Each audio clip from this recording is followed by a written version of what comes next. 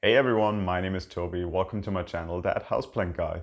In today's video, actually what I would like to do is take a closer look at Ficus Benjamina and how to develop aerial roots on a ficus. I will put some footage here on how this Ficus Benjamina looked like about 1 or 2 months ago, and later on in the video we will look at how it is doing now, because it has gone through quite a transformation.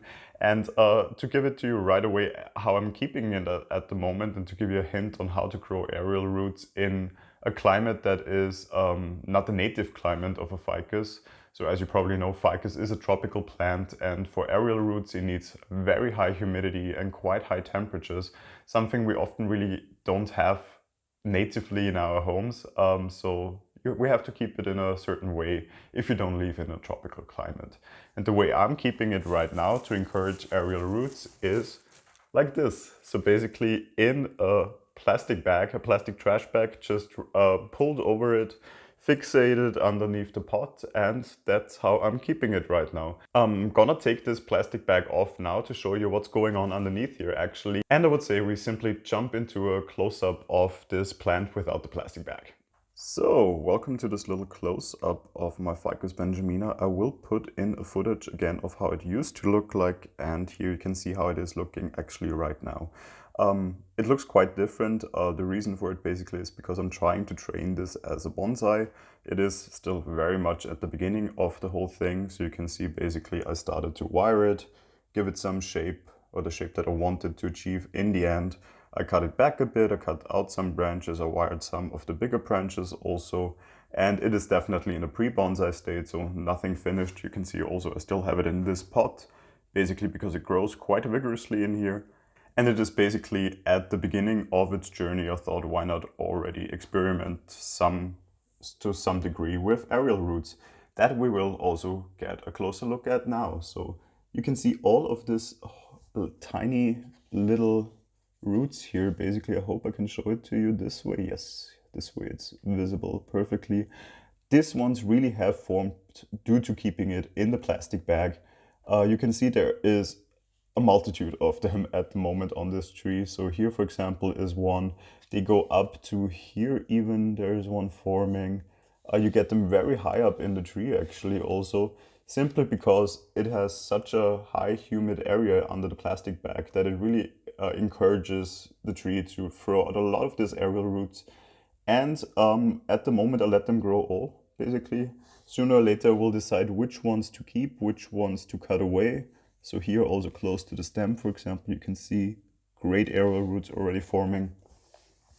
And you can basically see that some of them actually start to get woody already. For example, this one, especially once they reach the soil, they really start to harden quite quickly and develop like a really hard woody outside, a bark basically, that also keeps them then from drying out after you take the plastic bag off. But that is still at least a couple of weeks away, I would say. So definitely I will keep the bag on until now. Also, to give you a look of the foliage, you can see there's not a damage or anything on it due to the plastic bag.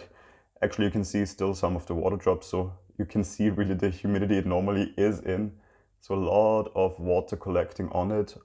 Right now I'm letting it dry out anyway a bit for the day. And yes, you can see the foliage actually is doing better than it did without the plastic bag, because you're basically giving the plant the environment it normally is thriving in anyway. So it really appreciates that. And that's also when it starts to throw out these aerial roots.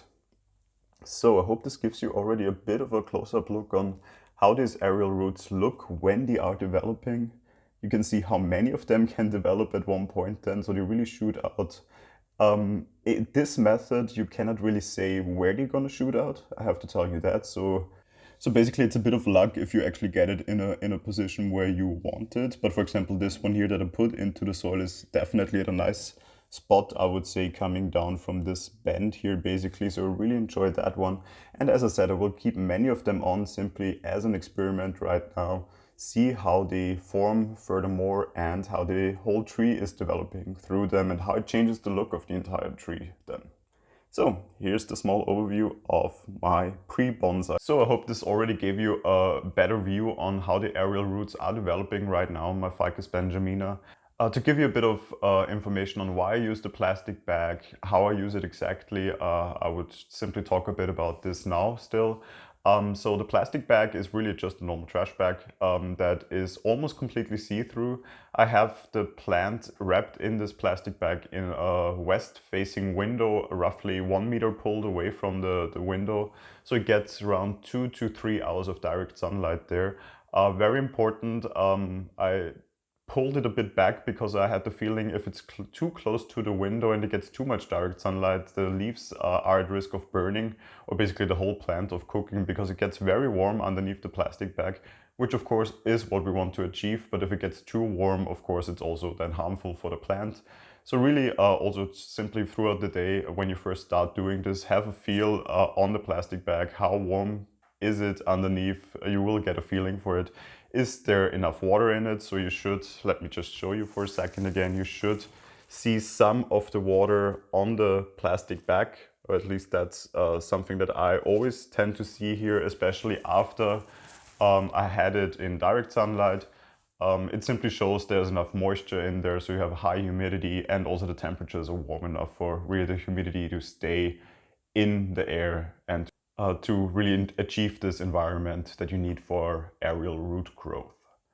Yeah, so basically what I also do is once a day for roughly 10 minutes, I take off the plastic bag and really air it out. The reason for that is basically to avoid any fungus or any sort of mold developing on the plant, because of course when you keep it in very high humidity, mold is always a problem that could occur, especially if you have air that stays in there the entire time. So it's really important to once a day switch out the air, maybe spray it, then again water. If you see it dried out a bit too much, you spray again some water on the plant and you put the plastic bag over it. I actually tend to reuse the plastic bag because I don't want to basically create too much plastic trash that way. So really I reuse this plastic bag. It dries out anyway in the time that you also have the plant get fresh air. Also the bag, of course, the air is changing in there, so you can definitely reuse the bag, decrease your trash, your plastic trash that way. So I do reuse it. This is still basically the bag that I started the whole thing with. It dries out when I take it off, so I didn't have any problems with mold or fungus or anything up to this point. What I did experience is actually that I almost don't need to water it, because you almost have the self-watering environment in there. So if you really water just sparsely, the risk of overwatering is of course quite high this way, simply because the water never really leaves your plant. So it's really in this own life cycle, or in this own cycle in there, in which the water evaporates, it collects on the air bag, on the bag. It basically rains down on the plant afterwards again. So you really have this little environment in there that is very self-sufficient actually. And after I think 1 week, you will probably see the first roots start to develop. And then you're basically good to go. Once they're long enough, you redirect them into the soil in the spot where you want them, and that's all there is to it. I will still keep the bag on it because I really want to have these roots develop a strong system in the soil, and for them to really harden and really get woody basically, so they don't dry out as soon as I take off the bag. So definitely I will keep the bag on still. Sooner or later we'll cut back some of the roots, and I will give you an update then basically how it looks like. The finished tree basically, or the first finished aerial roots once they are done. So if you have any questions to this method of creating aerial roots on a Ficus Benjamina like I did here, of course feel free to leave them in the comments. I will answer them as soon as I see them. If you enjoyed this video and this little tip about aerial roots, of course feel free to leave a like, and if you enjoy this channel, of course feel free to subscribe. Hopefully I will see you in the next video. Until then, bye!